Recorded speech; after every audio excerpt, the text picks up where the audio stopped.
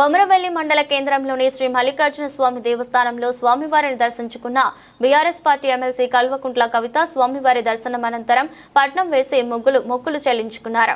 సందర్భంగా ఎమ్మెల్సీ కవిత మాట్లాడుతూ ఈరోజు కొమరవెల్లి మల్లన్న స్వామిని దర్శించుకోవడం చాలా సంతోషంగా ఉందని, రాష్ట్రంలో ప్రజలందరూ సుఖ సంతోషాలతో ఉండాలని కోరుకున్నానని, అలాగే కాంగ్రెస్ పార్టీ ఇచ్చిన 6 గ్యారెంటీలను మరిచి ప్రజలను మోసం చేస్తుందని, ఇకనైనా కాంగ్రెస్ పార్టీ బుద్ధి తెచ్చుకుని ప్రజలకు ఇచ్చిన హామీలను నెరవేర్చాలని డిమాండ్ చేశారు.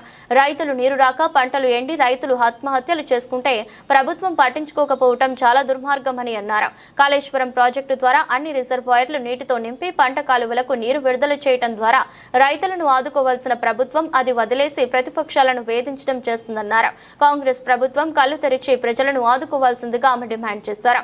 కార్యక్రమంలో బీఆర్ఎస్ పార్టీ నాయకులు కార్యకర్తలు పాల్గొన్నారు.